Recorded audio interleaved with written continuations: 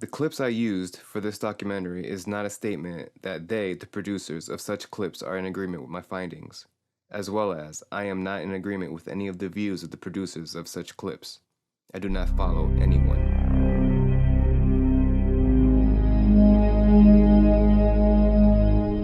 No, even though it's case closed, they got their shooter, they still don't have a motive. How can someone in court be found guilty with no motive? Sure, there is this room of evidence where the shooter's dead body was found in, but is it really a case closed investigation? In the report, investigators remain frustrated by a lack of clues that would point to his motive. Now that professionals are going to dissect the proclaimed shooter's brain, see if they can find something. However, the professionals, the neurologists, had this to say. If a disease is found, experts say it would be false science to conclude it caused or perhaps even contributed to Paddock's actions, even if that explanation would ease the minds of the investigators and the world at large.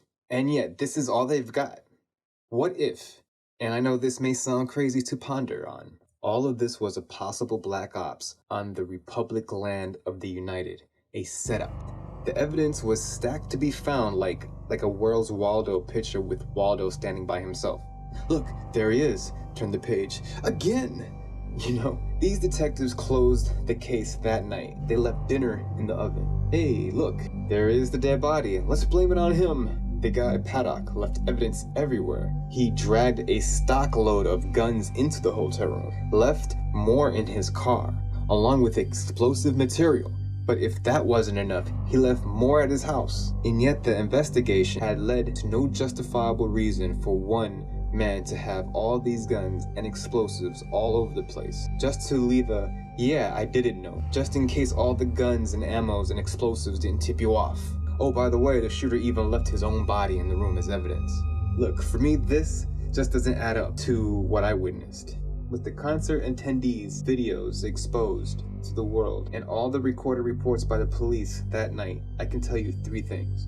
In the videos, you can hear multiple gunshots, past the echoes with different patterns. The pitch of the gun sounds plays into distance once the gun type is known. The higher the pitch of the type of gunshot, the closer the shooter. Also, volume as well indicates how close the shooter fired in relation to the video recorded. This is because higher pitches don't travel as far as lower ones. Also, there's a difference in the sound of gunfire and bullet spray. Bullets travel faster than sound. The impact of the bullet from the shot fired will indicate a spot on approximation of distance and shooter fired from the target, with proper math applied. With all this known, it just adds up to there being multiple shooters. Next, the story at the hotel doesn't make any sense. Doesn't make much sense. Doesn't make any sense. The security guard, who happened to be checking an alarm, changed his story 3 times. The shooter fired 200 rounds down the hallway, one report, through the door, and hit the security guard. He got shot in the leg, survived, and told the police. The investigators changed their story 3 times on their own, rushing to conclusions. The final report is nothing like the actual gunshots witnessed by the concert goers' videos captured. There was even a report of the security guard that sounded impossible. But there was a lag of response time from between the moment the shots began firing and the time the police got into the room the shooter was in, or supposedly. 73 minutes before the shooter's room was breached. Why did it take so long? The shooter got 20 guns, 12 rifles, 3 AR-15s, of which 2 with long-range scopes, and undisclosed amount of ammo, as if it's not clear what kind of rounds he had. However, the standard mag is 30 rounds. He carried it all by himself without no witnesses. Sure, the reports claimed he carried at least 10 cases to his room over 3 days. However, who said they witnessed this? When you see the elderly 67-year-old man who they claim pulled off the shooting alone, you would never think he would have the strength. He could have possibly paid people to carry the heavy cases up, yet no one has stepped forward to verify. So the shooter seems more like a patsy.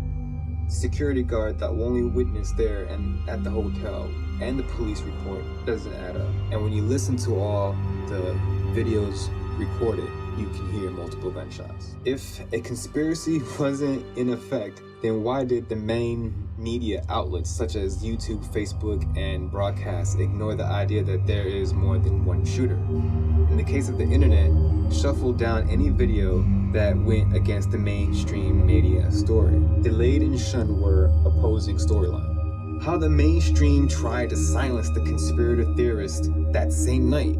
It just happened, and you already know the official story. A lot more went into that night. Even when the officials put out a press conference with local police chief, they still admitted a multiple shooter scenario is more logical. The Las Vegas police admitted to faltering with mistakes and changed their report 3 times. How can anyone that night, that week, this month have an official story? Yet when you watch and listen and observe the videos captured, you will conclude otherwise to the single shooter conspiracy by Las Vegas police and the FBI. Ignored and covered up is a black op operation. I know you're tired of government lies. I know you're tired of people dying and the government covering tragic events. Seek the truth. Don't allow your voice to be silenced. Question and look for credible evidence. Judge for yourself. Don't descend to authoritarianism, ever. We should and will question our reality as we experience it. Listen closely with intellect on the subject matter of gunfire from those who know, and then decide for yourself. The descend into authoritarianism, the silence of so-called fake news, the video called Proof Las Vegas Shooting Was a False Flag Attack, Shooter on the 4th Floor, had received 1.1 million views in 27 hours. YouTube removed the video that Wednesday. This was an open case where any information could have been useful. Also, why are we all of a sudden not allowed to question police reports with valid evidence, even suspect opinions based on interesting details? There is making up an entire campaign like Pizzagate, an alt-right crony lie that had political sabotage at its root core, versus an act of violence that actually happened and the people who witnessed the tragedy having questions against a government official story. On one hand, you have an all-out lie with slanderous results. On the other hand, you have a potential government cover-up against the people's will. I bet a closer look, everyone will start thinking differently. But what if I showed you credible evidence that goes against the official story? Would you still trust your government blindly like Facebook and YouTube, at least it seems, have become? I myself know better than to trust blindly any government because those things are made of people. The type of people in positions to gain large capital gain from corporations that won't hesitate to become wealthy. I'm not suggesting this is the case here. I'm suggesting that some elements of the FBI helped cover up a real shooter operation on October 1st, 2017, Las Vegas.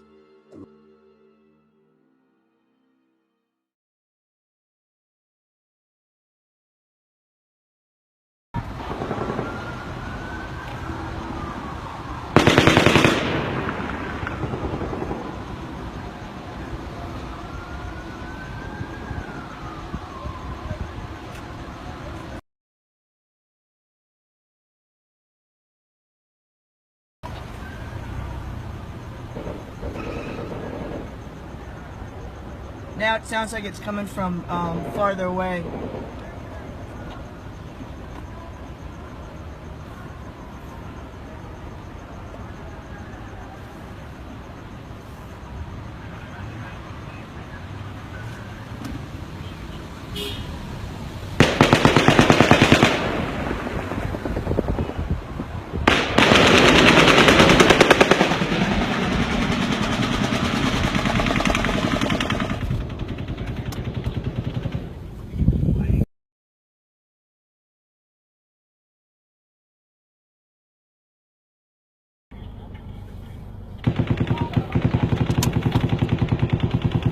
Something's going on.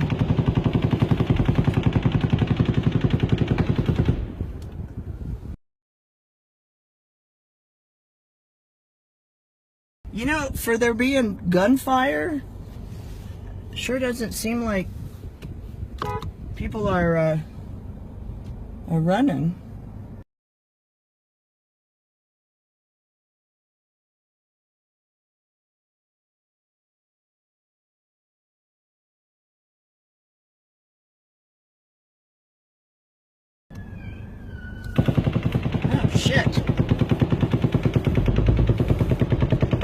honestly, I don't know what's going on.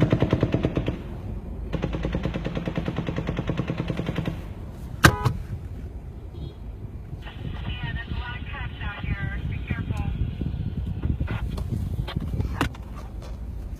Where are the cops at? I'm right here by the porch at Mandalay Bay, and everything just seems to be normal here.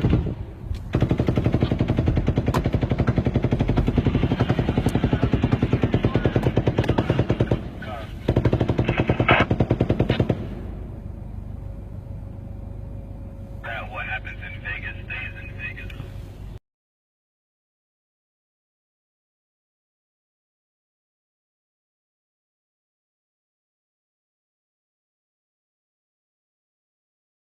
I just talked to the Metro Police over here at the airport. They said do not go to Mandalay Bay. There's multiple shots fired and they need lots of medical there. Do not go to Mandalay Bay. Stay away from there.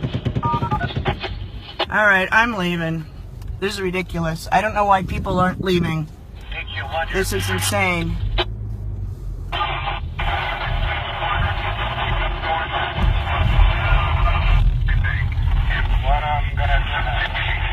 Everybody's just standing around. It doesn't seem like anybody's moving. It seems like it's coming. What happened, Mandalay Bay driver? What happened? Full shots fired. They don't even know the details yet. I just talked to Metro over here at the airport. They're There's still just getting the people standing details, but around. there's multiple You injuries. guys, and, there's a shots fired. That's all they're telling me. They're not telling me anything other than that. They just said stay away from there. They're shutting the whole place down.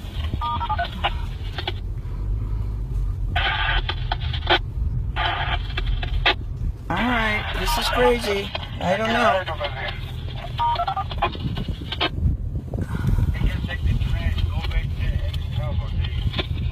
It seems like it's coming from up there.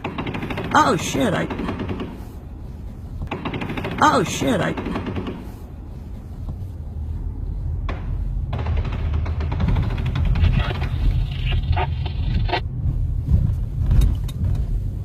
All right, I'm out of here. So just stay away from there.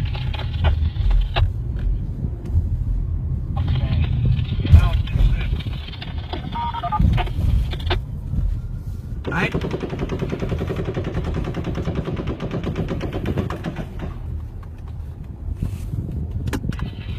Might be under control right now.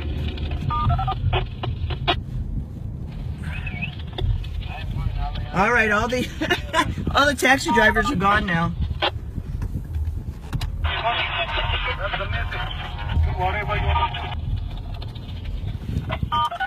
Jeez.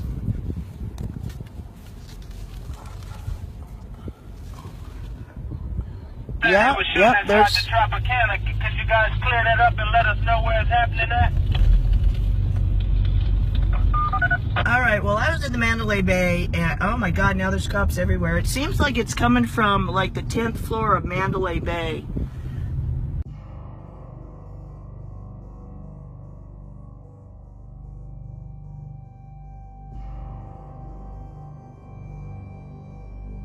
But let's look from another angle and see how many people could get the wrong impression that the official story is correct.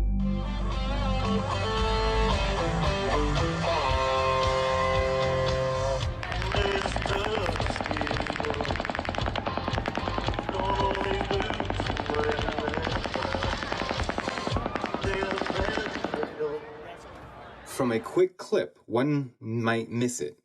The mainstream media currently overlooked the amount of footage posted on YouTube.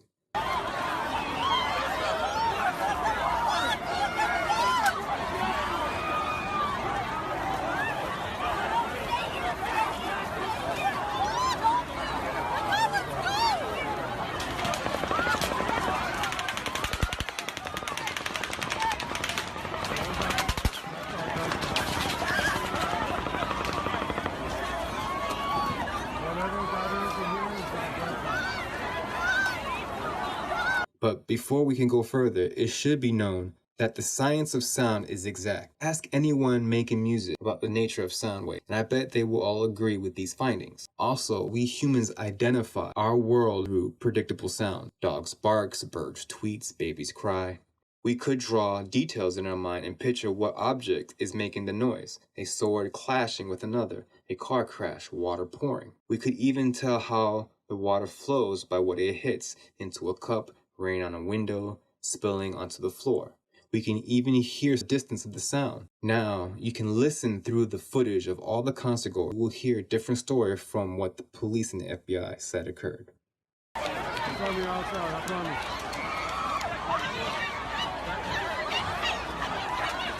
It's on the outside, honey.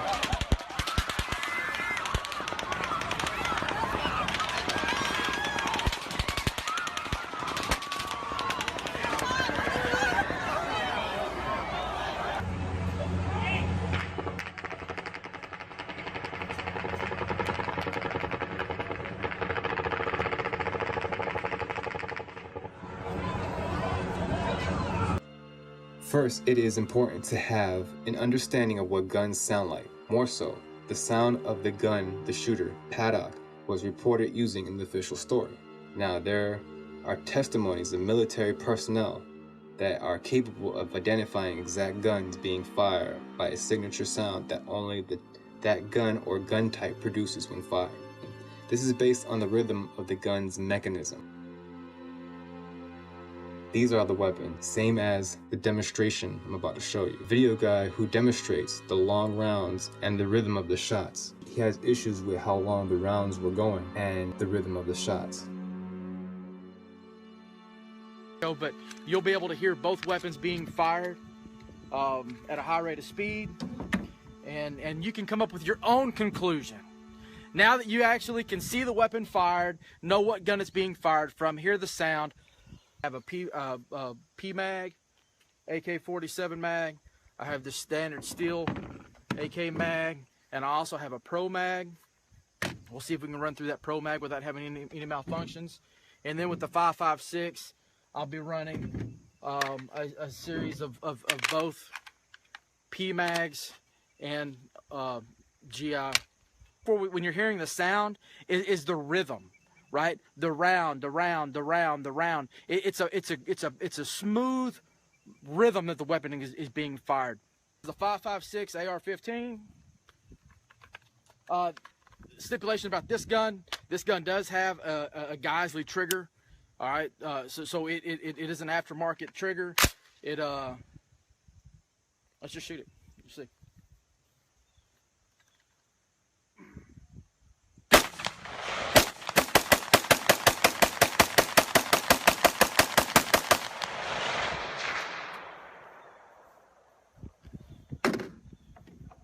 All right, that was with a P-Mag.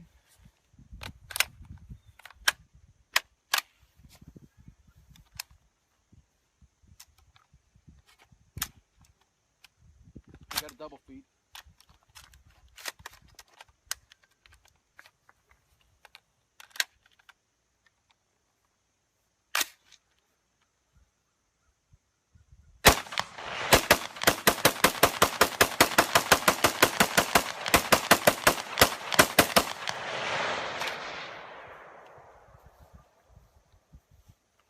All right, so it's not necessarily the rate of fire, right? It's the rhythm that the gun is being fired.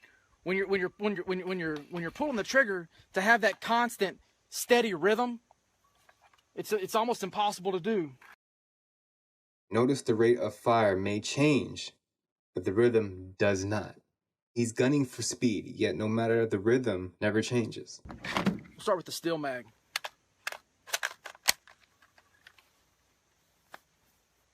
AK-47 open sights, targeted almost 300 meters.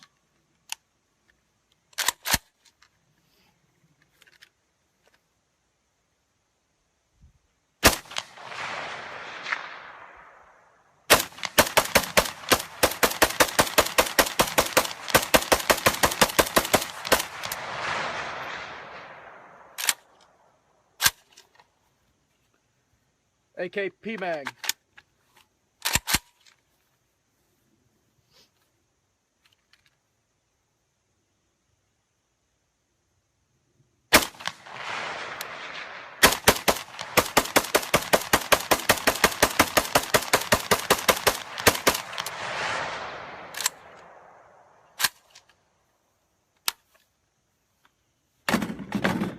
That was a Pete mag there. I'm gonna do a Pro mag now.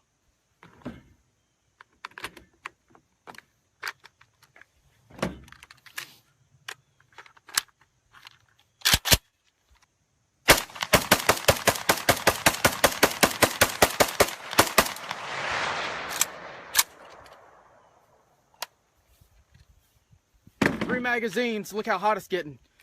Without gloves, even the handguard is hot to touch. You can see it smoking.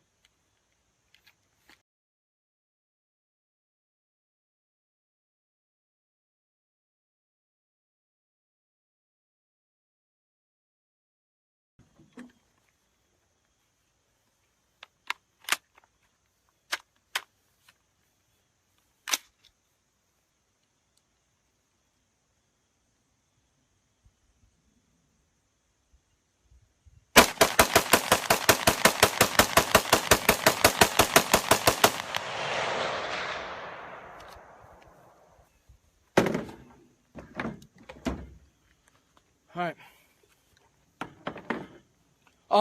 So the point isn't about how fast the gun is being fired. The point is the rhythm of fire. Now, keeping that rhythm up for over a 30-round magazine, some of those bursts in the video, they sounded real long. So one of two options, either a drum magazine that was super reliable, which I haven't ever found one. Maybe they're out there. I haven't ever seen a drum mag that was just really that freaking reliable, or a belt-fed weapon.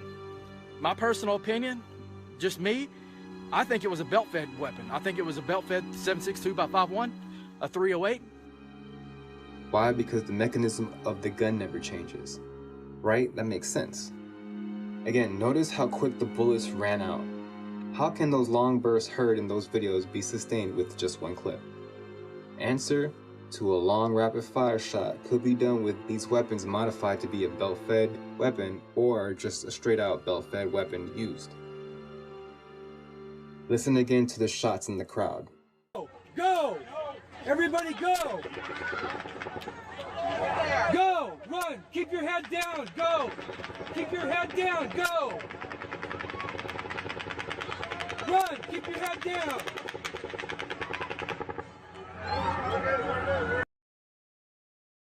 Had to be a belt-fed weapon. Listen to how long the spurts of gunfires last. When compared to what you just heard, how fast a full clip empties when rapid fired. Get inside!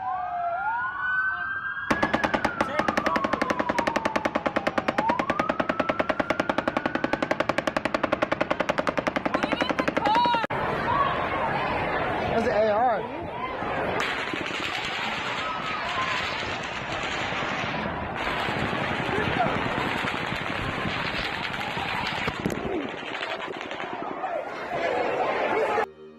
Listen to the rhythm of the shots. The rhythm change indicates a second shooter just entered. Listen to the sound of the shots. Two different shots being fired. It's fireworks! It's fireworks! Stop! It's fireworks!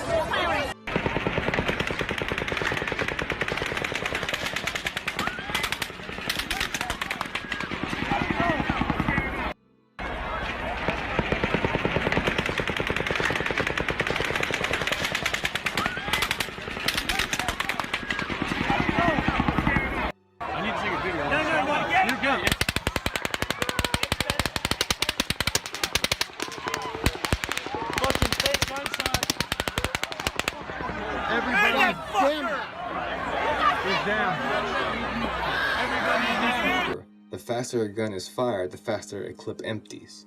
2. Notice the forceful kickback. You need 2 hands for these weapons. No way Paddock is firing 2 guns at a time.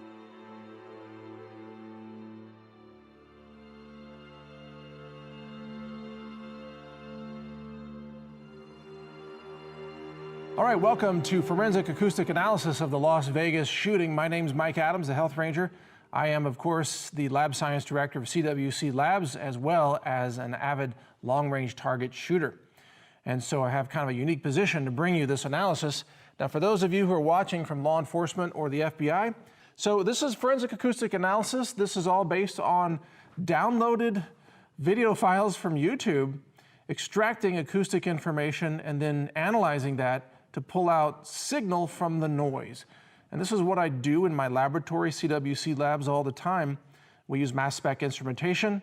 We're doing, isotopic spread ratio analysis. We're doing organic chemistry. We're doing ICP-MS, all kinds of analysis to pull signals out of noise. So this is the kind of thing I do every day. First of all, let's cover some basic math here. The speed of sound at 20% humidity in Las Vegas temperatures is about 345 meters per second. I'm going to use the metric system here for a lot of this for all the obvious reasons.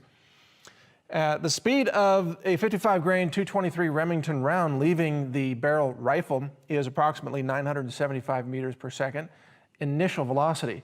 Now, of course, those of us who are long-range shooters, we know that velocity drops off very, very quickly, according to a chart kind of like this. Velocity versus distance. So the farther the bullet flies, it loses velocity according to its ballistics coefficient, or BC, values. Now, this is important to note. This is going to make a lot of sense. Just hang in there. Bullets arrive first on the scene. If you're standing at ground zero, the bullets arrive and hit the ground before the sound arrives of the bullets being fired from the rifles. Why is that important to understand? Because in our analysis of the audio files, and this is like an audio waveform right here, in our analysis we have to understand that the bullets are hitting first and then the rifle report is happening after that. This is crucial to understand. The bullets, remember, traveling at 975 meters per second. The speed of sound is only 345 meters per second. So the bullets are traveling about 3 times the speed of sound when they leave the rifle barrel. And at these distances that we're talking about, which is typically less than 600 yards, I'll use a non-metric unit for that, the bullets remain supersonic. So they don't pass the transonic barrier and become subsonic velocity. So they never get slower than the speed of sound. Now, flight time is very, very important to understand here. Bullet flight time is how long the bullet takes to arrive at a certain distance. Now, because of the velocity of the bullet is dropping, according to a quadratic equation, the flight time is not a linear function, so you have to have a ballistics chart. I got mine from gundata.org. So the flight time to 400 yards, or roughly 366 meters, is 0.528 seconds for a 223 55 grain round. Fired from a 16.5-inch barrel. Now, that's about half a second, right? 0.528 seconds. We can agree that's about half a second. Now, let me ask you this question. A little homework for you. How long does it take the sound of the rifle shooting to travel that same distance, 366 meters? How long does that take? Well, you know here that the speed of sound is 345 meters per second. So you can instantly tell it's going to take more than 1 second for the sound of the rifle to arrive at the scene where the bullet actually struck the ground. In other words, the bullet strikes in half a second, but the sound arrives another half second later or thereabouts. So there's a gap. There's a difference between the time that the bullet strikes the ground versus the time that the report sound from the rifle reaches that same location. Again, see in blue here, bullets arrive first. I want you to listen to, I'm going to show you and play you some sounds here. So here's a combination of gunfire hitting the pavement. This is from the Las Vegas shooting. Here's the gunfire hitting the pavement, followed by the rifle reports from the distance. Here's what that sounds like. Now I'm going to play for you just the sound of rifle rounds hitting the pavement. I want you to notice the high frequency sounds in that sound. Here's what that sounds like. Now I want you to hear what it sounds like, the distant rifle reports arriving to your ear or to your recording device from a long ways away. Here's what that sounds like. Notice that it's a more low frequency sound.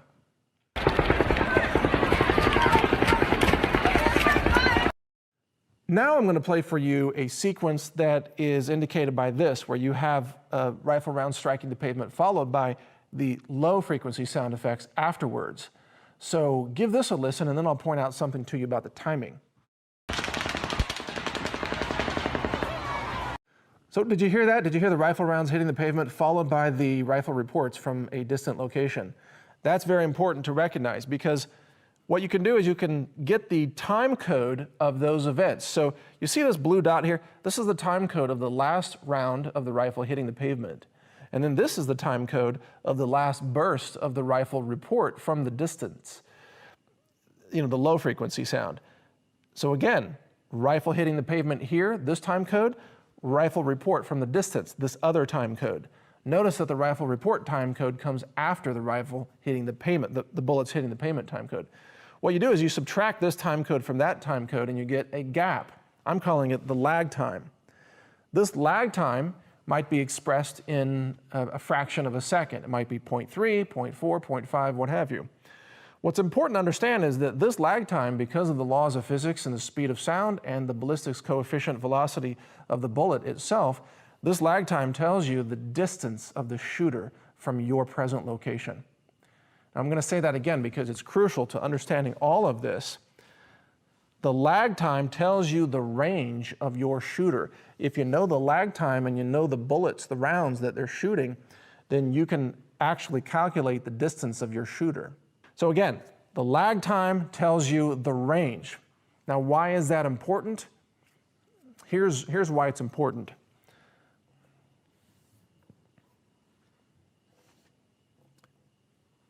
Because the forensic acoustic analysis of the audio files shows that there are two shooters, not just one. Two shooters. Two shooters, yes, two shooters. Shooter number one has a lag time in the audio file of about 0.559 seconds, which of course is consistent. Well, look at the chart, 0.559 seconds. Where does that show up on the chart? 0.559 is between 400 and 500 yards, see? Here it is. It's about 450 or 425 yards, what have you. What is that? Oh, that's the distance of Mandalay Bay, isn't it? So we know we have one shooter at a distance of 425 to 450, maybe 475 yards at the high end. That's consistent with a shooter at Mandalay Bay. Now, of course, we can't tell the height, what floor they're on from the acoustic analysis, but we can tell the range because of what I just showed you on the other side of this board. So we know, we have confirmation through this acoustic forensic analysis method that there is a shooter at 425 to 450 yards. But we also have another shooter that shows up in this acoustic analysis. This is the bombshell breaking news. Shooter number two appears throughout the audio files, and shooter number two has a lag time of 0.374 seconds. 0.374 is on this chart, go back here, 0.374 is between here and here, so it's between 200 and 300 yards. So we have a second shooter at between 200 and 300 yards. That second shooter happens to be around 250 yards away from where these recordings are being recorded. Now, what's interesting is that this is intermixed in with shooter number one. So you hear some, if you look at the audio file and you do a very detailed forensic analysis, as I have done, shooter number one, their rounds are there, but shooter number two, their rounds are also there, mixed in. And this is based on the laws of physics, the speed of sound in air, and the ballistics of the actual cartridge that was fired. So we know that shooter number one in the Mandalay Bay, he doesn't have magical wizard powers. He can't make his bullets arrive more quickly to make them emulate 0.374 seconds, right? Would you agree with that, that Stephen Paddock, a 64-year-old retired accountant, isn't Gandalf? Like, he doesn't have magical powers, right? I hope you agree with me on that.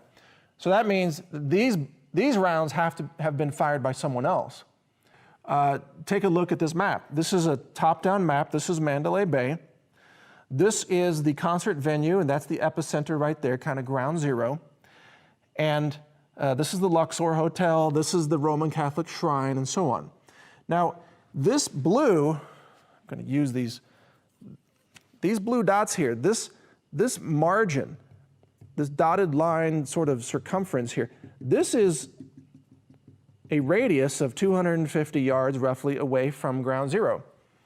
What it means is our second shooter has to be located in these blue dots in order for the laws of physics to hold true. And if you do that, you come up with three very interesting answers. Number one, the rooftop of the AM/PM convenience store on the north side of the venue. A shooter could be on that rooftop and could fire due south into the crowd. Second location, Oasis Apartments, the northwest corner building of Oasis Apartments, located on the southeast side of the venue. Third location, elevated dirt mound in the construction site located south of the concert venue with a very clear unobstructed view to the north from an elevated position. So the first question I have for the FBI is, have you gone around to these buildings and have you looked for brass and have you looked for evidence that shots were fired from those positions? And if not, why not? I mean, I'm just a civilian. I'm just a guy, a scientist. I put this together in about 3 hours using no taxpayer money on a Sunday afternoon, just because I found it an intriguing little problem to solve. Why isn't the FBI using this to go look for the second shooter? Now, even better, the FBI can actually pinpoint the location of the second shooter using the following method. FBI can triangulate, and here's how they can do that. All they gotta do, I'll use these, all they gotta do is go out and find the location of every video that was shot, that was recorded, find those locations, map them on here, and then use the acoustic analysis, get the lag times, compare that to this chart to get the distances of the shooter, draw circles at that radius. On the map here, you draw multiple circles around each video that was taken, and then where those circles intersect, wherever they intersect like this, that's where your shooter is.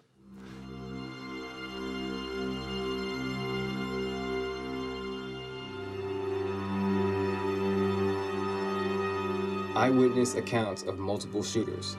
Listen. The concert attendance. How many theys do you hear throughout?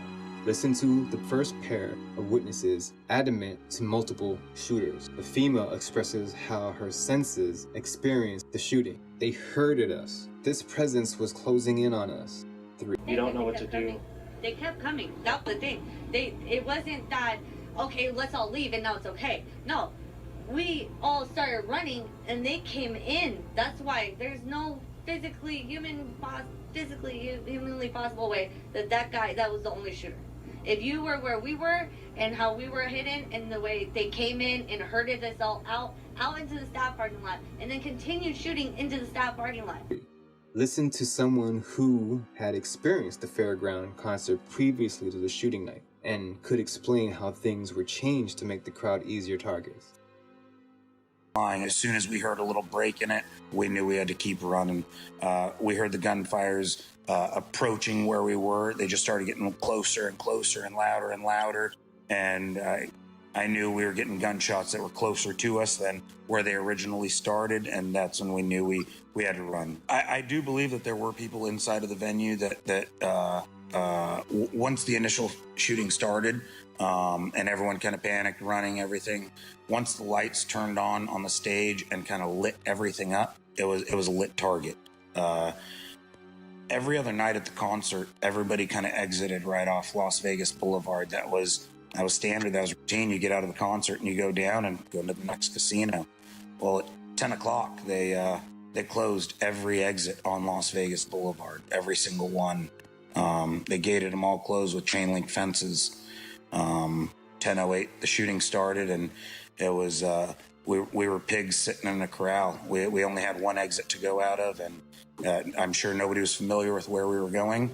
Everyone was just running, kind of following the sheet is what we were doing. The same exits that we have came in and left Friday and Saturday night were definitely closed. There were people that went over there and tried to leave, and there were cops that were telling them, no, you have to go the other way. You can't come out here. Go the other way, run the other way. There was just a lot of things that just kind of didn't sit right. Previously to known spurts of gunfire, there were single shots fired for accurate hits. This was not reported in the police report. This was not reported in the mainstream media, which raises more questions to the rush timeline put together by the FBI and addressed to the local public through the local police department. Yet how could they complete the case before interviewing all these witnesses?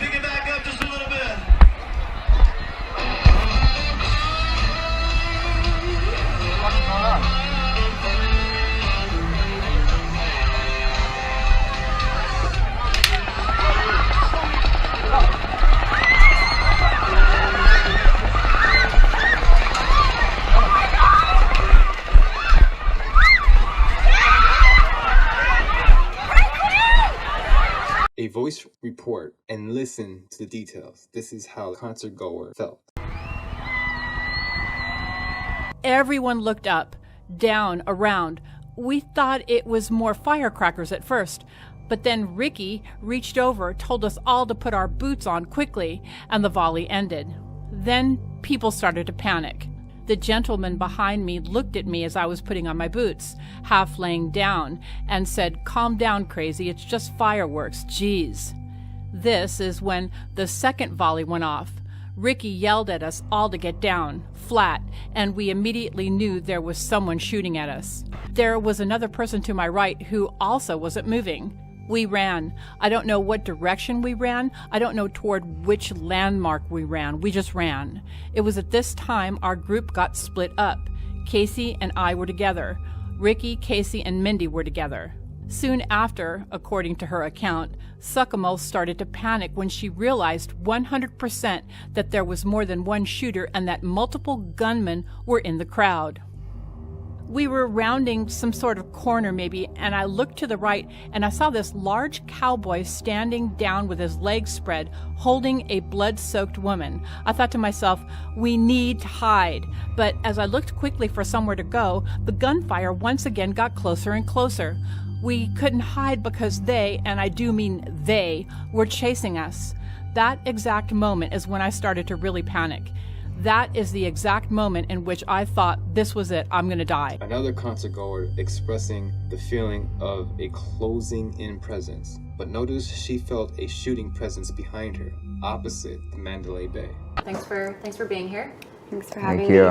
So tell me, and just tell the viewers watching, what happened the night? Take us step by step. What happened when you were at this concert, Route 91?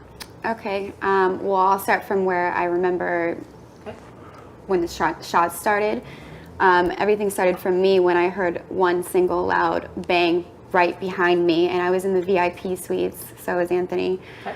And this is a single loud, huge bang right behind me, and I turn around and look, and I see that someone has fallen, and the group of people that were with this person is helping her up, or trying to figure out what's going on, and I'm observing this as well, you know, and then maybe 40 seconds later, some shooting goes off on the crowd, and that's when it was like automatic gunfire, completely different from the first one. It was a single shot. It was not automatic gunfire. Single shot, which initially I thought like either it's a large firecracker that someone's doing some sort of prank, or this lady was drunk and dropped a glass, something. But I was trying to look because obviously it scared me. It was extremely loud bang. You felt like the gunfire kept getting closer. You were running further away from the Mandalay. Tell people about that. Yeah, so when I ran out from the VIP suites because that's where me and all my friends were, but I ran out and hid behind one of the trailers that are the VIP suites. In the opposite direction of the Mandalay. Yeah, and I had to jump over 2 different fences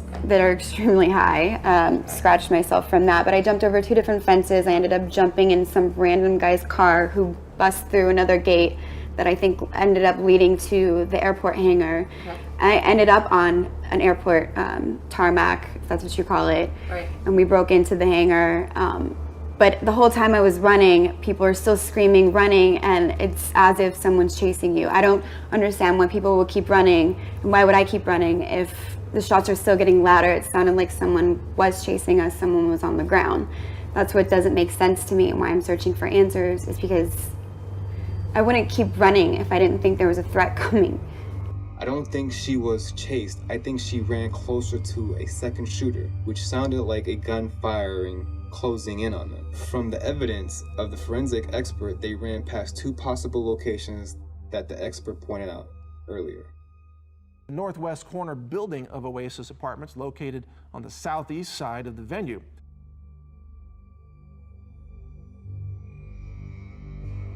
Notice the similarities to the witnesses and the video footage. They started shooting. Everybody thought it was like fireworks or something at first, and then people just started dropping around us, and everybody tried to stay down, and every time like a group would get up to try to run away, they just start shooting again, and it just kept going on and on.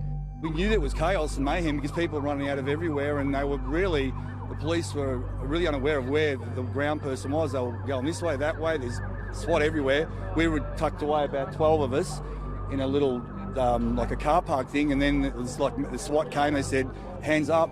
This way, we're unarmed. We were ushered out this way." I was sitting out here on the sidewalk, and all of a sudden there was I thought fireworks, and then I saw a window come out and glass shatter everywhere, and then 2 or 3 more windows came out, and then an open machine gun fire out that direction. You could see the blinds from the window kind of shooting out. Did you see him shoot anyone? I didn't see a person, but they were shooting towards the concert area, and I don't know if they looked to be going higher than that, not down, but that probably was 200, 300 rounds, and interspersed in between while maybe reloading or something, there was interior gunfire too. 9. Notice how he says ground person. Why would you say that? Oh, the presence of closing in gunfire. Then reports the law enforcement showed up and didn't know which way to go because the shooting was not obvious to one location. They moved from spot to spot. The hotel witness saw multiple windows get smashed out from ground level. He could see the gun but not the shooter. However, he felt it was multiple people, as he referred to they and not to he, even though the news reporter said he, meaning either subconsciously or clear that it was multiple shooters. We didn't get a good location on where the window he saw the shooter fire. He didn't physically express looking way up. He heard gunfire into the hotel in between reloading. All that indicates multiple shooters or a team of people. And everyone just got up and they said run, and everyone started stampeding and charging and knocking over grills, jumping over fences, getting out. We ran past Tropicana. We tried to run into MGM, and then everyone ran out of MGM saying there was shooting, and we tried to run this way and the same thing happened, and then we just hid in a bush for like an hour. Running frantic witnesses goes away from Mandalay Bay and still reports gunfire at a different location. People reported a crazy woman shouting they were all going to die before the concert even started. She got this from listening to the police band, which brings me to the police report. Well, I have listened to the police scanner from when it happened.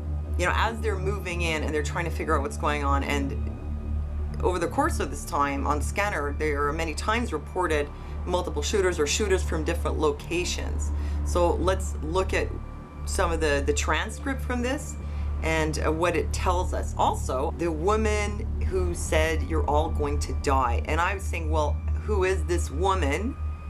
How come this hasn't been accounted for? Looking further into it, you can get some more information. I can confirm from other sources that she was running her hands through people's hair, that she was intoxicated, and she was kicked out with her boyfriend. She also was saying they're all around us. One of my viewers said this woman was also saying, I'm in a gang, my barrio is going to kill you. This I have not been able to confirm. I mean, obviously she was pretty much high out of her mind and aggressive, and she was thrown out. That's confirmed. They threw out someone who was intoxicated and disorderly.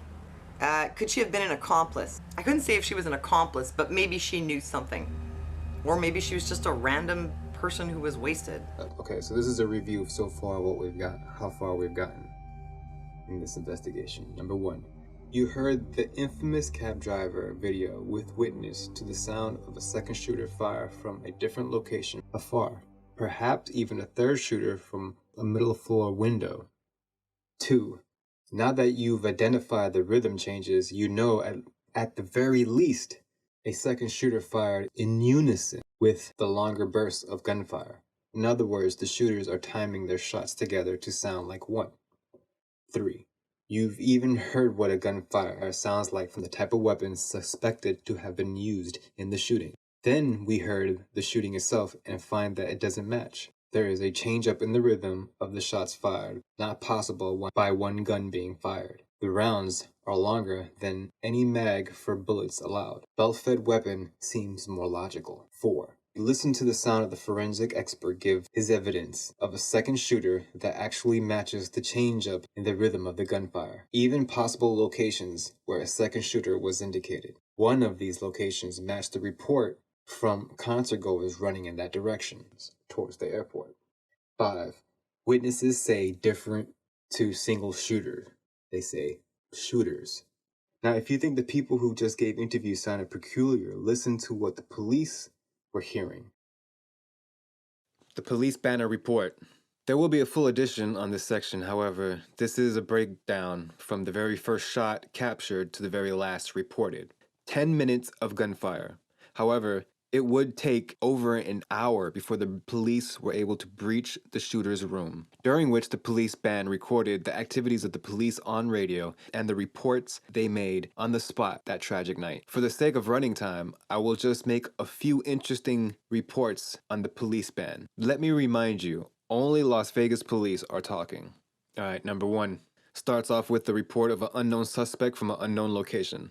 Tienes una 415 that appears no longer on the phone with the sign. We don't have contact with him, right? So he could be somewhere in the parking lot at the Taco Bell or whatever road in between. 910 means we got shots fired at 4:15 at the Route 291. Sounded like an automatic firearm. Copy. Code red at 169 Sammy. They have shots fired. Number 2. Cops are rattled, but one clearly testifies to witness a shooter from the middle of Mandalay Bay, indicating halfway up 2 times. 179 Sammy is coming from upstairs in the Mandalay Bay.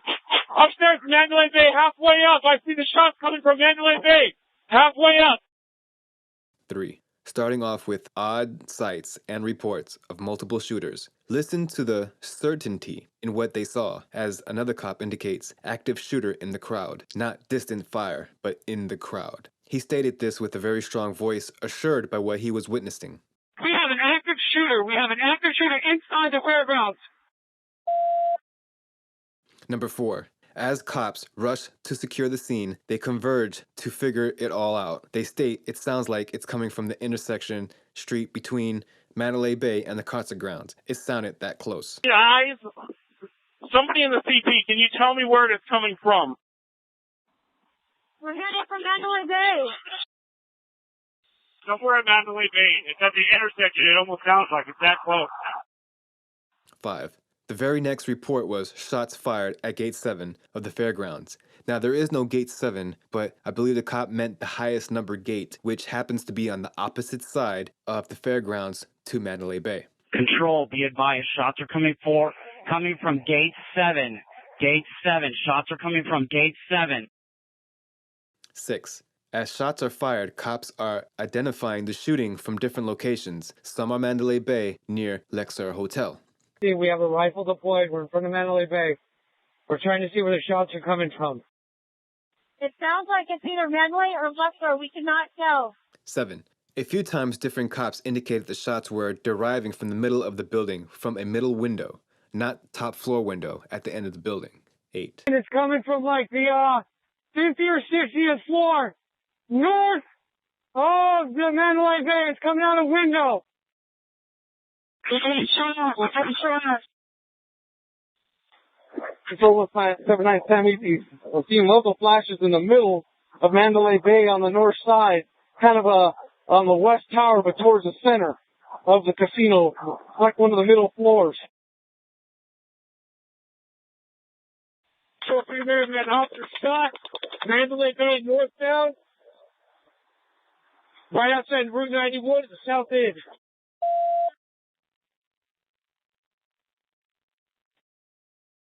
M51, I see there's a flashing coming up from about a third of the way up, center tower, Mandalay Bay. Now it seems there are multiple locations at the hotel indicating the 32nd floor now, yet still, there is a reported sight from the middle of the building. In total, 4 police eyewitnessed to the middle of building. I'm inside the Mandalay Bay on the 31st floor. I can hear the automatic fire coming from one floor ahead, one floor above us. Clear reports multiple injuries and multiple shooters, with possible 3 shooters. Control, we need all units stop coming northbound on Las Vegas Boulevard because he's shooting this way. It's a horrible cover spot. Okay, all units do not go northbound. We're just north of Mandalay Bay Drive, east of the boulevard. We got about 40 to 50 people. We're pinned against this wall, right? We're taking gunfire. It's going right over our heads. There's debris coming over our heads. So we're pinned down here with a bunch of civilians.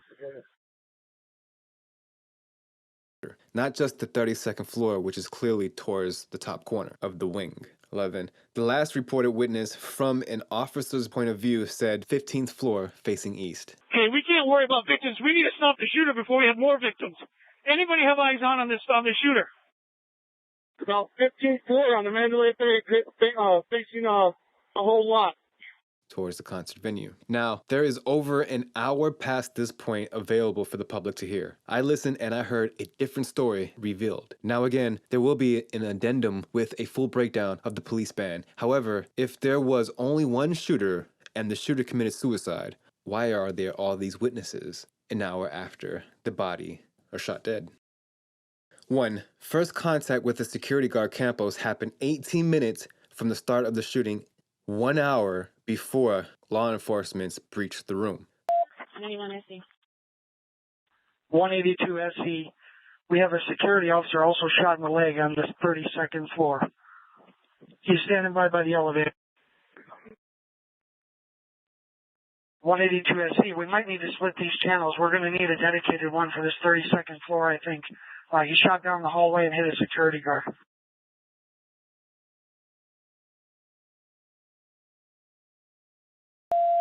Copy. I'm going to see the stage. Boulevard Tropicana. Control, through area 35. We're getting from civilians saying that there might have been 3 shooters. Copy. GC60, we've interviewed multiple people leaving the concert venue that is on the north side of Hacienda, east side of Las Vegas Boulevard, saying that there are multiple people that have been shot or were shooting in this concert venue. Yeah, please. Control 3942. I'm in the stairwell on the 32nd floor. Control 159 SE. I need the radio, please. I'm on the 32nd floor. The room is going to be 135. Break.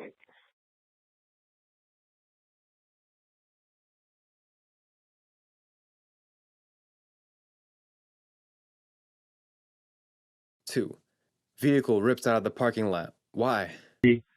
About 3 minutes ago, a black dually unknown truck, looked like a Chevy, non-occupied, ripped out of the parking lot east of Excalibur, heading south to the Delano. It was reported by several people and witnessed by me. Keep an eye on it. Copy. Unit C advised about black dually, possible Chevy, was eastbound towards the Delano. 3, older male goes into a motorhome wearing camouflage fatigue and carrying a big black bag. Over by the Motel 6 by Tropicana, there's a white RV. I have pedestrians saying that the older white male in fatigues and a black bag went into the motorhome. Control, can you repeat the radio traffic about the male going to the motorhomes? Confirm is an older male with fatigues and a 63. He's in over on Tropicana in Motel 6. The older white male with fatigue and a black bag. Pedestrians say he came from that area of the shooting. He went into the motorhome. Can I get additional units? We're over by the medical facility right now. There's a bunch of AMR units.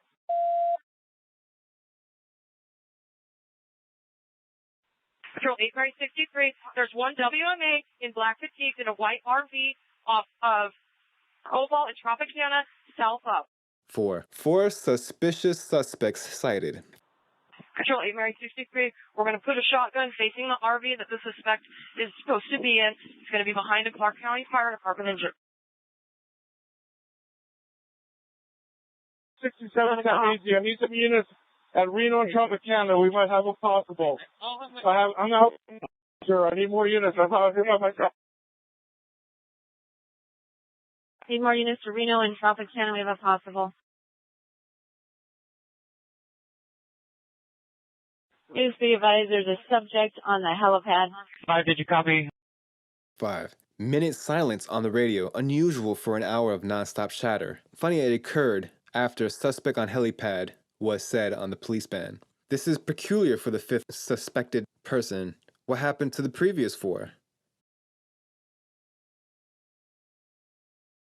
6. Alright, when we come back from the silence, there are other reports going on, but unclear what the motives are of all the suspects from this point on. Or are they? Near the sports book in Mandalay Bay, we had one male wearing a WMA, it looked like maroon or black shirt. He didn't listen to us. Copy. In toward the Delano if there's anybody in there.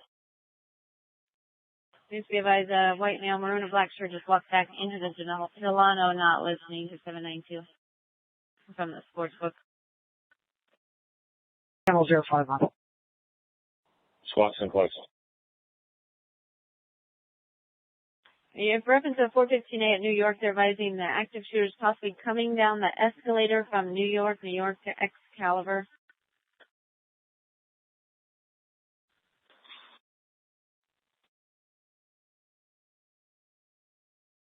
Still on CTAX channel. Do we have a 415A at New York? It originally came in and said many subjects were down. There's one that came in at 23:06 hours, secondhand. It was there was a shooter at the front desk of New York. Can we talk to security there? Right outside the New York. And there's approximately 150 subjects sheltered in place inside the kitchen area there. And 2 shots were fired inside casino floor. And there's several subjects down at New York Zoomanity. Being taken towards the Freshman 6-3. Why would there be all these reports if there was just one lone gunman? Whoever is responding to New York from the patrol side, I need somebody to get into the cameras to verify whether this is a diversion break. I have 3 Metro SWAT teams that are basically assembled. 2 are going up the tower. 1 is heading over to New York, so we don't completely split our forces. Break. Okay, now I'm getting information of an active shooter at Tropicana. Has advised bomb squad to deal with the issue over there at Luxor, reference the 445 device. And I've got FBI SWAT, Henderson SWAT, and North Las Vegas SWAT en route to our staging area. And just be advised now there's an active shooter at the Tropicana. Active shooter at Tropicana. Patrol 363, be advised we're getting multiple calls of active shooters at multiple locations. May or may not be diversions, so officers are aware. 8. Multiple diversions. There are reports that were at least verified from police and witnesses that worked at the hotel to the sound of gunshots in the front of New York Hotel. Who is slowing the police down and leading them away from the nearby airport? Paul David, I'm outside Tropicana. We're not hearing any 434s. This could be a diversion. Do we have an update on the potential device at Luxor? Confirming that's the suspicious device. Also, we have it locked down. We have everybody evacuated and cleared out. Now we're getting shots. Reported 19, if you can re-advise, please. You be advised now we're getting shots fired at Caesars and the Bellagio. We got reports of a guy with a gun here. 705 Victor, what's your location? We're at the terrace. Copy, is a male with a 413 at the terrace. Subject with a 413 at terrace. So many questions at this point. Where are all the answers to all the suspicious activities, all the suspects they've seen during the first 10-minute duration of the shooting and during the hour that follows? The only so-called witness is the security guard Campos. When you listen to the police band, you hear that it took 18 minutes from the beginning of the shooting and 9 minutes from the last shot fired before police see Campos. Why did Campos and the police come up with a different storyline from when he supposedly called the police? 18 minutes after the first shot fired, 9 minutes after the last shot fired, is when Campos was approached by the police on the radio, and they identify him as the first time they come across him. Well, if there's anybody who could clear these things up, interviewing Campos would be the priority to this investigation.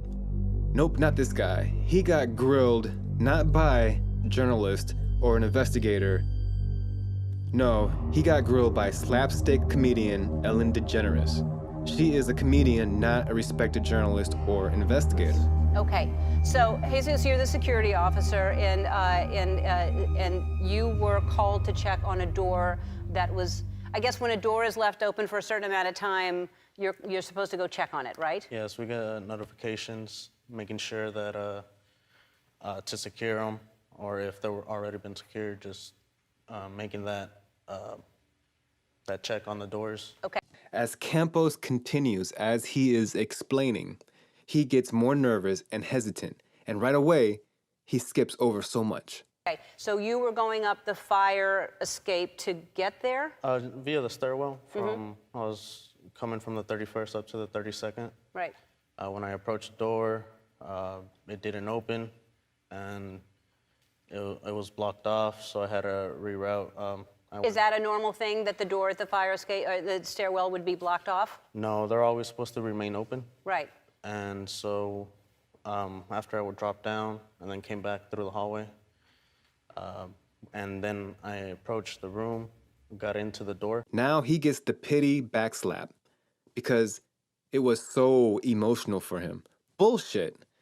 Because remember, he didn't witness anything. He didn't witness the shooting. He was in a hotel hallway looking at walls. According to him, he didn't even see the shooter. He was shot at through the door.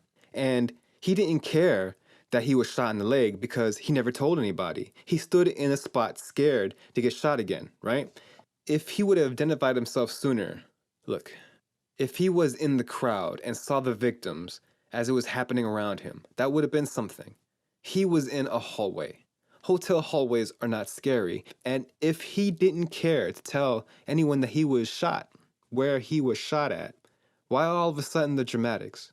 Look, there are people who witnessed the shooting. There are some who got shot, and none of them cried or were nervous to talk about it. In fact, every witness was enthralled, ready to share, or at the very least, descriptive, with no hesitation. This fool right here can't even speak. Why is he so nervous underneath? And why is this so emotional for him? He didn't see anything. There was a metal bracket holding the door in place. Right. So what we're talking about here, just so everybody is clear. Okay. So this is where the hotel room where the shooter was. This is the stairway, and this door here was blocked. And you didn't know that till you came up through the elevator and went through this door and saw that there was something blocking that door. And when you saw that, did you think, that's weird? Why would somebody put brackets on a door? Yeah, that's just out of the ordinary. That was the beginning? Yeah. Okay. Number two, to make everybody clear with what Campos is struggling to explain, a not-so-accurate diagram of the hotel. Then Ellen DeGeneres as Campos' defense lawyer, interviewer. With her pointer, she walks Campos through the scripted story. And then you walk out of this, and this just slammed? Well, when I was in between that area, I was calling security dispatch to get transferred to engineering. They didn't know anything about it, so they dispatched an engineer to go verify what that was. That's when you got called? Yes. Okay. And at that time, I heard what I assumed it was drilling sounds, and I believed that they were in the area working somehow. So He said they were drilling. Gunshots and drilling do not sound the same. I have never walked by a construction site and yelled, "Duck!" No, it's okay, they're just drilling. Everybody in Las Vegas heard gunfire. This asshole is the closest person, and all he could hear or say he heard was drilling. Thought the drilling, they were gunshots, but you thought it was just drilling sounds. At first, I think it was just drilling sounds. Right. So then at what point did you get shot? What happens here? As that door's closing and it's so heavy, it'll slam. I'm walking down this way, and I believe that's what caught the shooter's attention. As I was walking down, I heard rapid fire, and at first I took cover. I felt a burning sensation. I went to go lift my pant leg up, and I saw the blood. That's when I called it in on my radio. Remember, the police discovered the 32nd floor on their own. I called it in on my radio that shots have been fired, and I was gonna say that I was hit, But I got on over my cell phone just to clear that radio traffic for they can coordinate the rest of the call. Now the door slammed so hard the shooter over the shooting, heard it. Wait, this security guard walked away from a slamming exit door and was like, whatever, it happens. No, doors at hotels shouldn't be slamming so hard. That in of itself is a hazard for the guest. So anyway, this loud ass door got the attention of the shooter as he is shooting, walks over and guns through the door. Why not open the door and shoot a clear shot? So he shot, you didn't even know, he shot through this door, right? Yeah, from behind the door. I didn't know how he was shooting, but he shot out. Right, so you didn't even know it was coming from here. Here is Ellen. Again, she knows more of his own story, starts to lead her witness, the script she was fed. And when you hear her, she is trying to catch up with the script she is fed. Then she leads in Maintenance Steve and tells him what to say. This is what it is, right? So it's Steven, at this point, so you're called up, you just think that you're coming to look at a door that's been blocked in the firewall, right? Yeah, I didn't think anything out of the ordinary at the time. I came from a higher floor and came down a different hallway, service elevator, and I walked out and I rounded the corner for the 100 hallway, and that's when it was quiet at this time, and the doors are set back, as you can see in that, about a foot. And Jesus was towards the end of the hallway, but I didn't know at that time, and I thought I saw someone pop out of the cubby, and I kept walking, and once I got more than halfway is when I saw Jesus and I started to hear shooting. Who, for some reason, even though Campos just got off the radio with security, supposedly, Steve is still unaware. He gets to the floor and hears nothing. And I thought, at the time I didn't know it was shooting, I thought it was a jackhammer, and as an engineer, I'm like, we're not working up here this late at night. We wouldn't be doing that. So he moseys along down the hallway on the 32nd floor where he hears jackhammering at night. Stupid. This is the maintenance guy? Then he is saved by Hero Campos. He heard it. He didn't hear it. He heard jackhammering. He hears what? First of all, if Campos yells duck while there's jackhammering, why would you duck from jackhammering? That makes no sense. If you hear something that sounds like gunfire, someone yells duck, that's something, right? But it's so peculiar. Well, I don't know what happened there. It doesn't make much sense. Right. And it was, I believe, outside. It wasn't in the hallway yet. Now here is where Ellen and Maintenance Steve mess up. If they are hearing the gunfire that is outside sounding like a jackhammer or a jackhammer somewhere floating outside on the 32nd floor, how can the shooter be shooting out the window and within milliseconds shoot down the hallway where Maintenance Steve almost gets hit with gunfire down the hallway? And that's when Jesus, he leaned out and he said, take cover, take cover. Ellen steps in to try and clear this up, but if the shooter is now shooting down the hallway, how come he didn't duck from obvious gunfire? Why did Campos have to tell him to duck? Yelled at me, and within milliseconds, if he didn't say that, I would have got hit. Because he was still shooting, so you would have been hit had he not told you. Yeah, it wasn't even fully in cover, and they were passing behind my head, and I could feel the pressure. Then he states the gunfire whisked by him from behind. He felt this presence, right? Remember this, for this part was rehearsed. Ellen cleans up, leads into the next line about a female who came out the door down the hallway. However, no one has ever seen this woman. Why isn't anyone else on the floor woken? Is there anyone else on the floor? You could feel the pressure going past you just even being out of the way. Yes. And were guests coming out of the doorways? There was a female that came out, and I told her to go back inside. It wasn't safe. Mm-hmm. How did they know the woman wasn't the shooter if neither saw the shooter or the woman? Shortly after, that's when Steven was approaching, and I told him to stay back and get cover, and that's when more rounds were dispersed.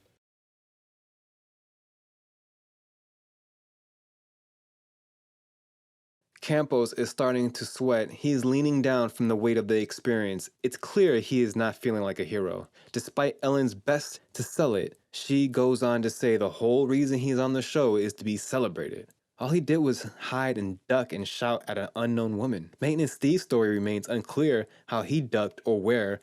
Was the gunshot fired before Campos said that? Or did Campos know before the gunfire and yell duck before the gunfire happened? Go into the hallway. So I know, first of all, thank you so much for being here. And I know that you've had so many people asking for you to tell the story and to talk about this. And I understand your reluctance because you just want this to be over. So you're talking about it now, and then you're not going to talk about it again. And I don't blame you, because why relive this over and over again? What is crazy is how Ellen then acts like Campos' agent and explains to the world on his behalf he is no longer taking interviews about this. He is a prime witness to 58 murders, and he wants everyone to leave him alone. But it's helpful for people to understand what a hero you are, because you, being shot in the leg, saved so many people's lives. But what is really surprising is that Campos breaks shedding tears when he sees the check in his name for the victims. Why would this bring tears unless he's feeling guilty? This is a good moment and he's about to cry. Those are not tears of rejoice. In this case, Campos looks to be brought down by guilt when he cries. Again, he witnessed no one die and he knew no one shot. He was alone in the hallway. $25,000 in your name to the GoFundMe page that's dedicated to helping victims of the shooting.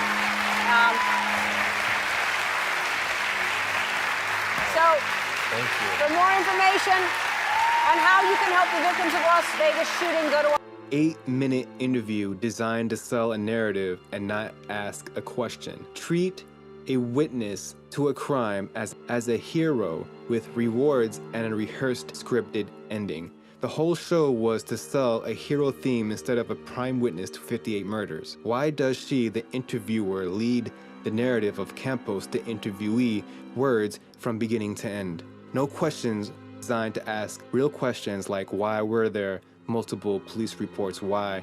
The security guard Campos storyline doesn't add up. Not to the radio band report, not to the witness video concert goers recorded. When you go through Ellen DeGeneres' show, it shows a cover-up that possibly is involving MGM. MGM is connected to the owners of the show and the hotel.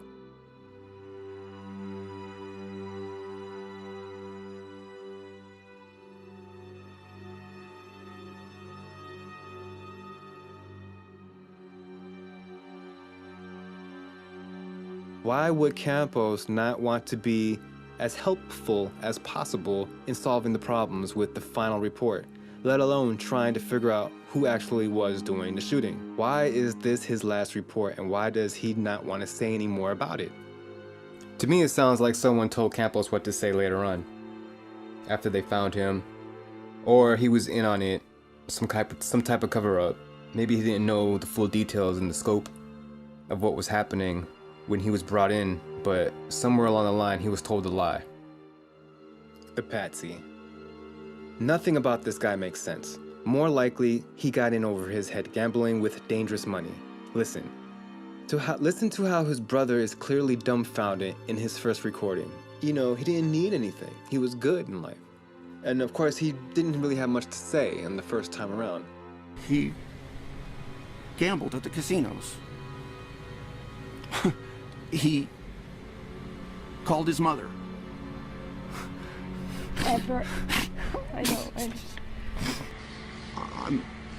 The fact that my brother did this is, there's nothing.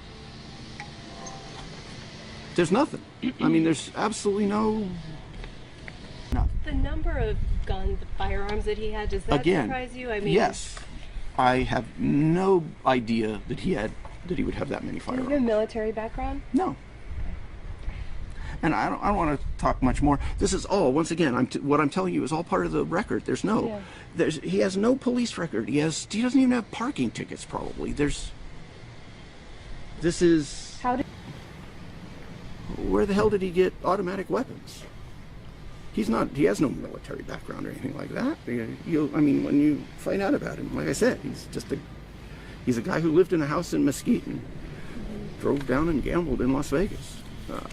If he'd have killed my kids, I couldn't be more dumbfounded. I mean, it doesn't. So there's nothing. Last communication. There's nothing. Now, on the second return and final report to the media, the brother of the suspect, Stefan Paddock, went a 180, and now he knows and believes and states how his brother could have pulled off the shooting. About, I guess, that he's, hopefully more being proved that, of course, Steve did this all by him. This is 100% Steve did this by himself. People can't seem to cope with that either, but Steve was a highly intelligent, highly successful person. He could have done anything he wanted to do, or something like that. But with Steve, it was like he'd spend, I'd get to partake of a bunch of thousands of dollars of comps on the hotel. But Steve would say, "Oh, can you go get me a sandwich?" Steve did anything he wanted to do whenever he wanted to do it. He was an independently wealthy, no ties attached guy. If he wanted to get on a plane and go to Japan and have sushi tomorrow, he did that. He even mentioned how his brother could have paid hotel employees to carry the baggage up, to carry the heavy weaponry up. However, no one ever came forward or admitted carrying heavy luggage. Nothing to verify how the 64-year-old, out-of-shape man could have carried all those bags himself. Who helped him? Why is his brother willing to believe his brother did it instead of reasonable doubt that his brother was set up or innocent? Why the 180 flip from dumbfounded to, of course my brother did it?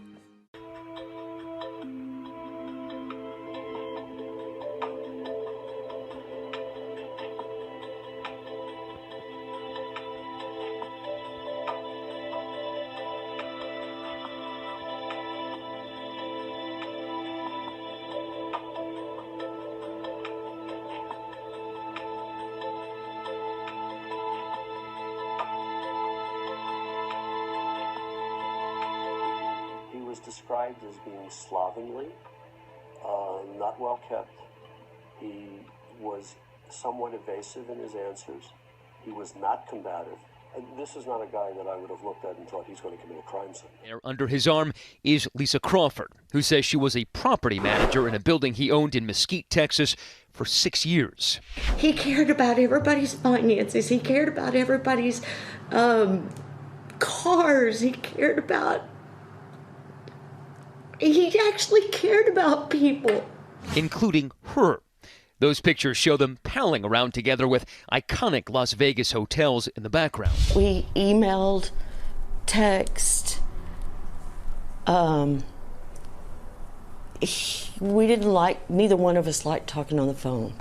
Crawford, who says she's spoken to police and the FBI about her friendship with Paddock, said he had a goofball sense of humor and was even generous to his tenants. The person that I knew back then, they would have enjoyed living on one of his properties.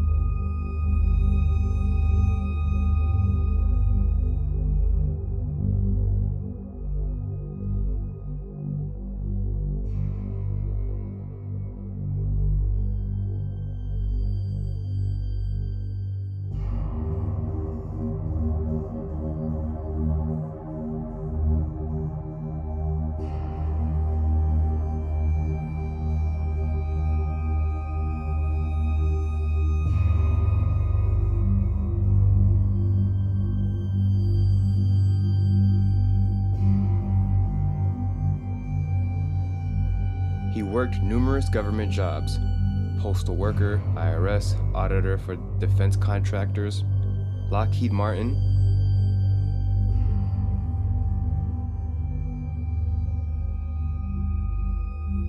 He also owned rental properties where he made his first millions.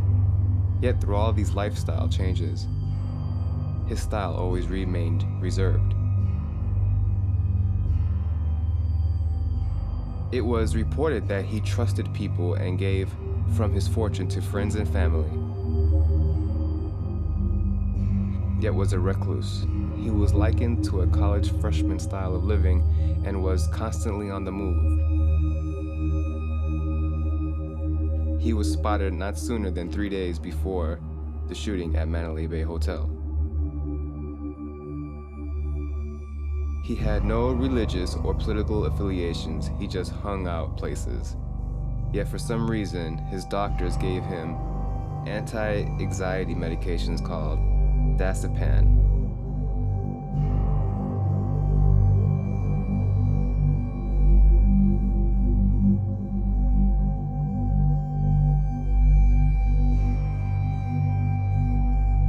Let's work it backwards. The patsy, Paddock, couldn't fire 2 guns at one time, let alone be 2 locations at one time. The patsy, Stefan Paddock, doesn't have any reasonable motive. No reasonable motive. Nobody knows why. Everyone's just speculating. The only witness, Campos so far, right? Campos' story and Maintenance Steve. Campos is treated like a hero, but didn't save anybody. In fact, he waited to identify the shooter's location. He left no evidence that he actually made a call. How could they not tell the difference between drilling or any power tool with the sounds of gunshots? You have one maintenance guy who can't tell the difference. You got a security guard who can't tell the difference. That doesn't make much sense. Who was the lady that no one ever saw in public that they supposedly shouted at? And why aren't there any other reports of hotel guests on that floor? Why is Campos full of guilt at the end of the show? He saw nothing, and his storyline is very suspicious. However, I do want to point out 6 things right now. 1, 83 minutes to breach the room. 2, different time Campos was found on the recording. He was found 18 minutes after the first shot fired, 9 minutes after the last shot fired, and 1 hour before the cops breached. Control. We just spoke with security at Mandalay Bay. They're saying they have shots fired on 29 and 32nd levels. And we have a 4-man team up here, and we have another element coming to us. So we're going to have about 8 on the 32nd floor. We will need the 29th floor. It sounds like it's confirmed there are at least 2 shooters with fully automatic weapons. 3, so many decoys from different hotels are recorded. There's a 410 vehicle going the wrong way, a white car that's going down Las Vegas Boulevard towards Mandalay Bay. Control 674 GC. About 3 minutes ago, a black dually unknown truck, looked like a Chevy, non-occupied, ripped out of the parking lot east of Excalibur, heading south to the Delano. It was reported by several people and witnessed by me. Keep an eye on it. Copy. Units be advised of a black dually, possible Chevy, was eastbound towards the Delano. 4, suspicious individuals spotted multiple times. 1, in camouflage fatigues carrying a black bag into a motorhome. Control 863, over by the Motel 6 by Tropicana. There's a white RV. I have pedestrians saying that the older white male in fatigues and a black bag went into the motorhome. Control, can you repeat the radio traffic about the male going to the motorhomes? From is an older male with fatigues and a 63. He's in over on Tropicana in Motel 6. The older white male with fatigues and a black bag. Pedestrians say he came from that area of the shooting. He went into the motorhome. Can I get additional units? We're over by the medical facility right now. There's a bunch of AMR units. Police, eyewitness, and others saw a shooter in a mid-window in the middle of the building. Police witnessed different shooters at different locations, either by sight or sound or by report. Now we have the concert eyewitness videos that tell a different story. 3 things on that.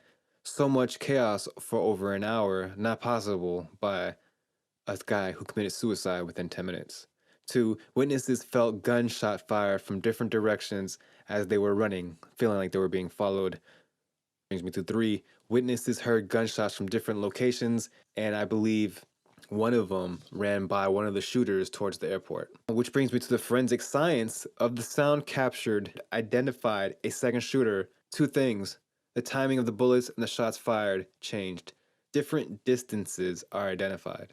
3, one of the locations that this discovered potentially could be, one of the witnesses earlier ran by and stated that she felt like she was being chased, but in actuality she was running closer to the shooter, which is why it got louder.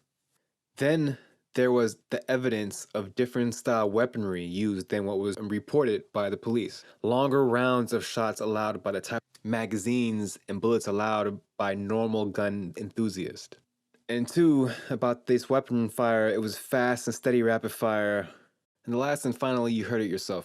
So this is all a cover-up. We are left wondering the reasons are not clear, no clearer than the official storyline for the conspiracy one shooter theory, which is just a conspiracy because there's no actual evidence, no actual motive. There's just a body found with the perfect setup. If all the evidence hasn't sufficed so far as a cover-up, I'll show you the police timeline report along with the multiple video witness timeline, so that you can, once and for all, see it clearly that the police story doesn't add up, nor does the story of Campos' security guard.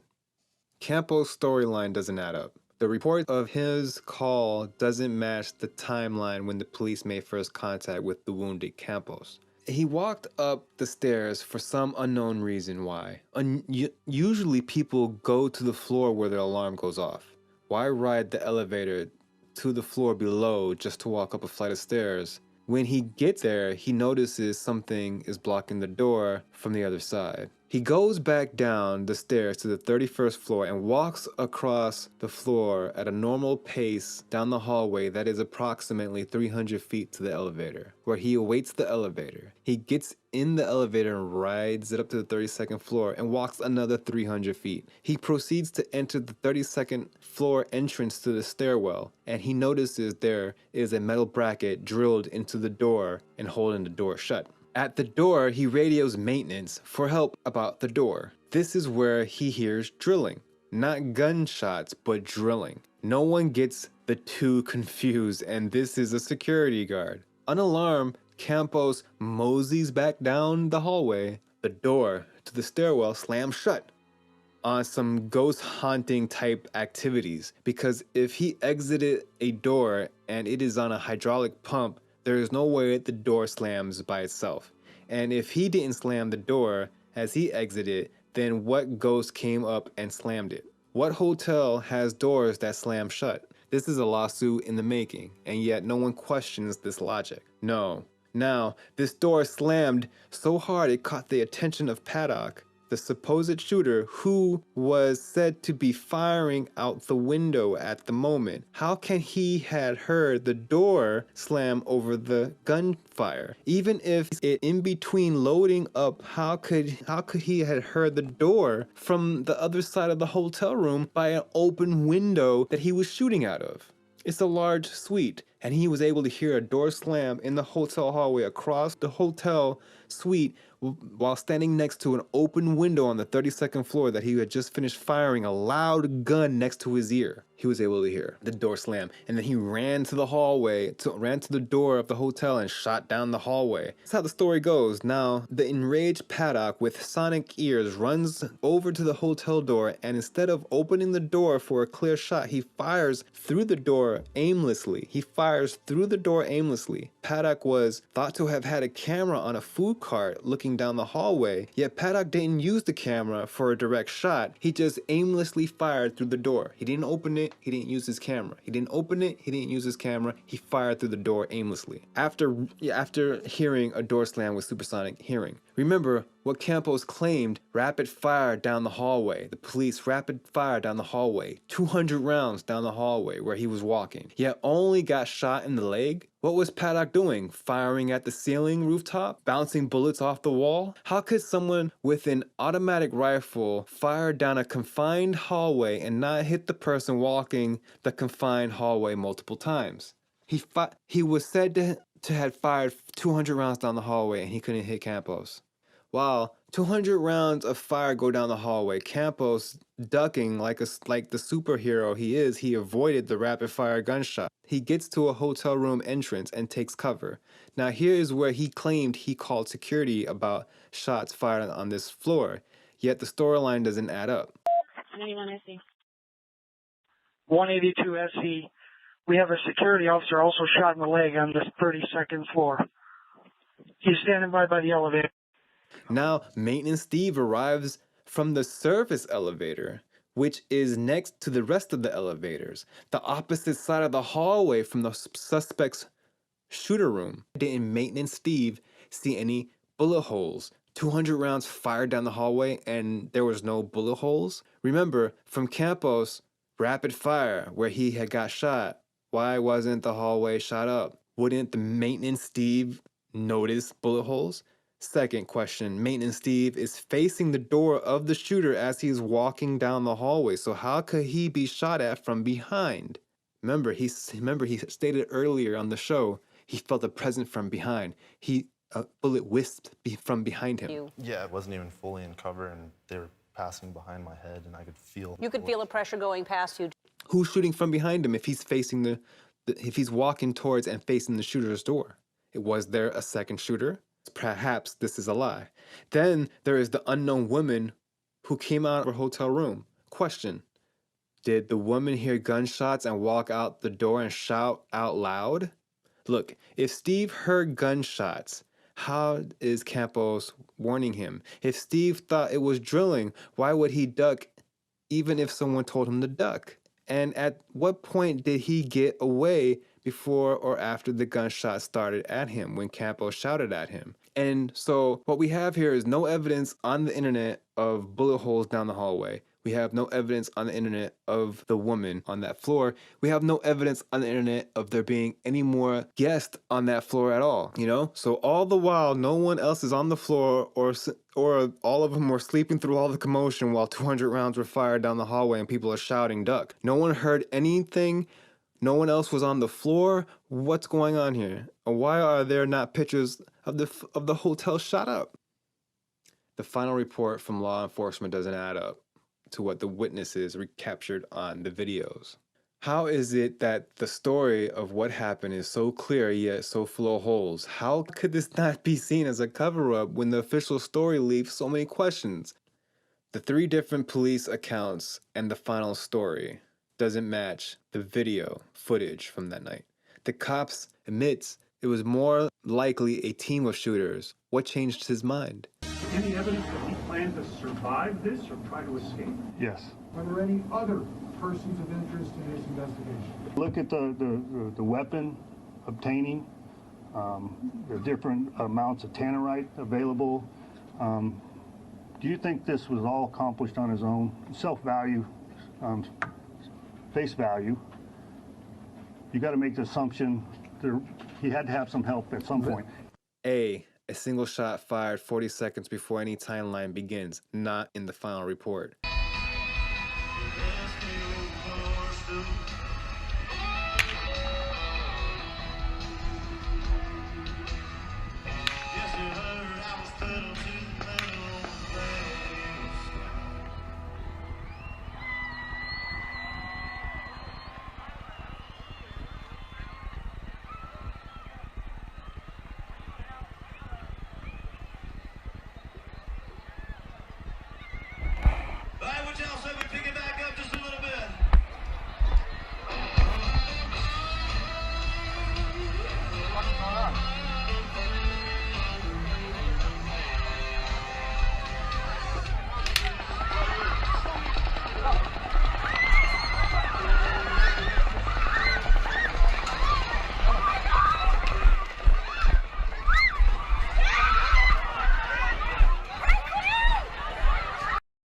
.05. The final report states that when Campos was shot in the hallway, but the video and the previous timeline indicate there was gunfire at the crowd, 8-9 second bursts at this moment.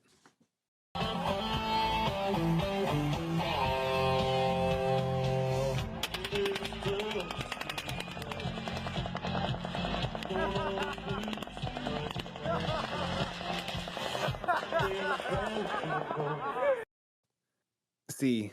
36 seconds later, a second round of gunfires goes off for another 10 seconds, not mentioned in any report. Fuck!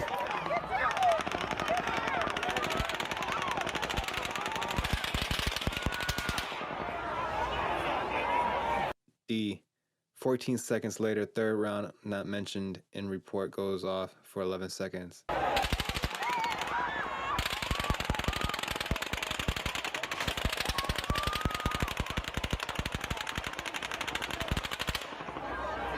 E. 19 seconds later, fourth round of gunfire not mentioned in report goes off at about for around 9 seconds.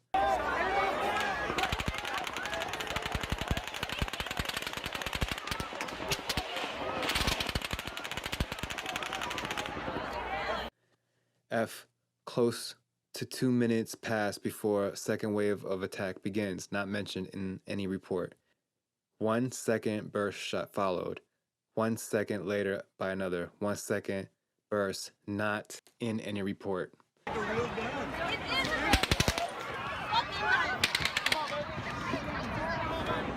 is a real gun. Yes, it is. I. 1 minute later, 10:09, an unknown source of gunfire could be heard either far in the distance or inside the hotel, not in any report. No, we're not moving. We are not moving. Because we'll get shot. Now it sounds like it's coming from farther away. J. 22 seconds later, shots fired out and near hotel for a little over 2 seconds. K. 2 second pause, and then at 10:10 p.m., over 10 seconds of multiple gunshots are heard, not in any report.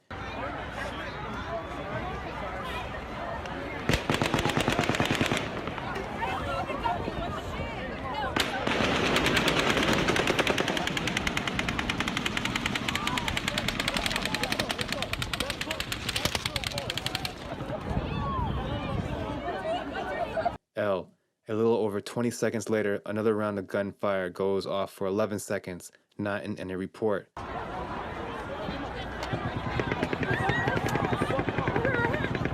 Something's going on.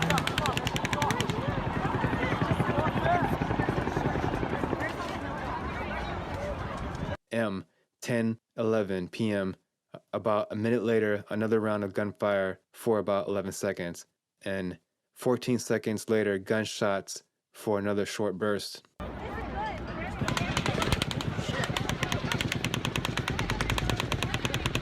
Seriously, I don't know what's going on.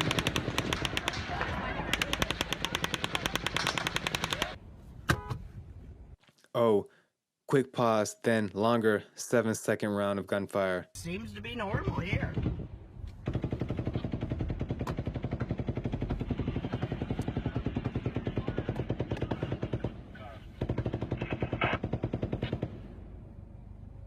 P. Then immediately gunfire continues for another 3 seconds. These last three occurred in about 11 seconds altogether.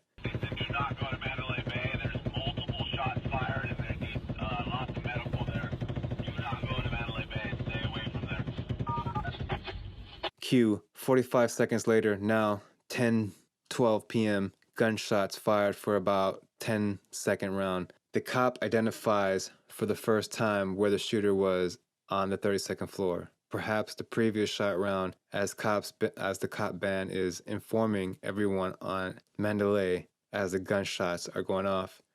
On all the reports, however, the final report removed police are aware of shooter location. Why? R. A minute later and 9 seconds pass, the gunshots continue at 10:13 p.m., not reported. Oh shit. S. 3-second gunshot, 3-second pause, then again multiple gunshots for 7 seconds, not on report. Alright,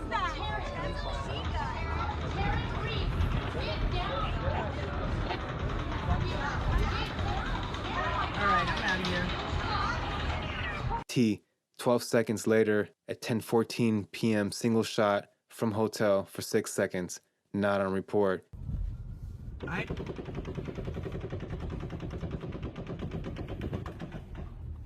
U, 27 seconds later, report of shots fired at Tropicana Hotel, not reported.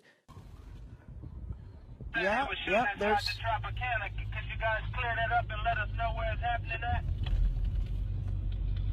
V, final report claims 19 times the gun fired started and stopped after a few single shots were fired, all of which is not reported. You heard it with your own ears how the timeline doesn't add up. 1 minute, 52 seconds, you can see hotel and no muzzle flash.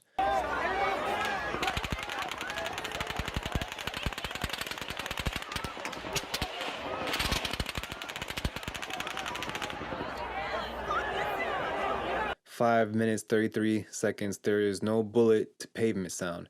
There is low, further traveling sounds of shots fired.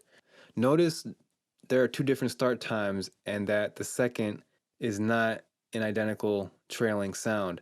Notice the sharp sound returns in the middle and fades away while the lower waves of shot fired continues.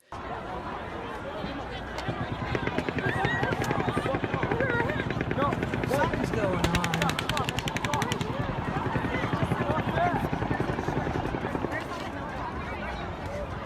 6 minutes and 8 seconds in. Now listen how you can tell it's one shooter compared to the rest before. You can hear it on the rhythm of the shots fired.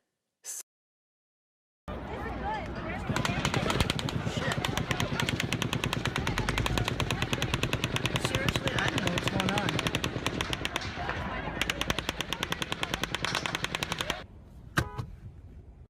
People gotta know the truth about the second shooter and the cover-up. Perhaps, and more likely, there was a black op operation working in conjunction with elements of the FBI. People who were injured and those family members of the fallen deserve more than a rushed investigation. This was by far nowhere near a clear-cut closed case. This investigation failed to account for another clear possibility, the setup, the patsy, and a cover-up of a black ops operation. The victim families deserve true justice. We the people deserve true justice. This official story is falsified when compared to the actual videos and the testimonial accounts. The lives lost shouldn't be blamed on a patsy. There is no reason to deny evidence and the witnesses. There is the rights of the Republic. Our lives are threatened by an unknown element with military capabilities. There is no clear evidence to who pulled off the Black Ops operation. There is no clear evidence of the single shooter conspiracy, and the official story doesn't add up. This is being promoted, the one shooter conspiracy. That wasn't accurate and is full of holes. There is a supposed killer with no clear evidence he did the shooting to what happened. There is clear evidence of a second shooter law enforcement is ignoring. There is a lone gunman narrative being pushed out there by MGM, the FBI, and local law enforcement.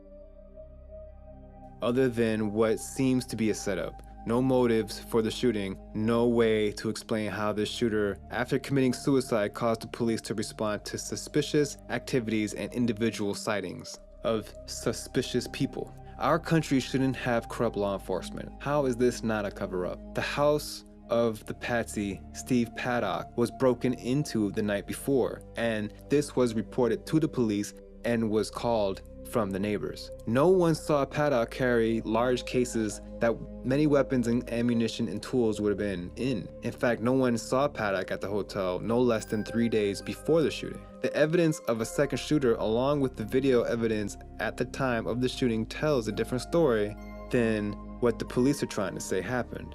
A story of multiple shooters were present. If questions raised are silenced, then we are experiencing a tyrannical law and a corrupt investigation. Evidence of a black ops, as in multiple shooters with an escape crew that created distractions, was clearly in effect. Why would such a massive shooting be rushed to conclusions? Why is there evidence excluded and ignored? One reason might be all of this was done to take away the gun rights of the people. Because I feel like this was planned out before Trump became president, kind of like everyone thought Hillary Clinton was going to be president. And so they paid and bought for this Black Ops operation, and because of that, they executed the game plan despite the fact that Hillary Clinton didn't become president. Because I believe if she did become president, she would have been using this to push her whole presidency in the direction of taking away the guns from the people. I believe the whole point is to put fear into the American statesmen and to make them feel like they have to give up their guns and give up their weaponry. So while increasing military action within our policing of the people is how you create a fascist militant state. And that's what I believe this was all about. Other than that, maybe it was about, you know, when every time they try to take away gun rights, the stock of guns goes up. But I really believe it's more about taking the rights of the people away. And the stock value of guns goes up, and because of the selling of guns.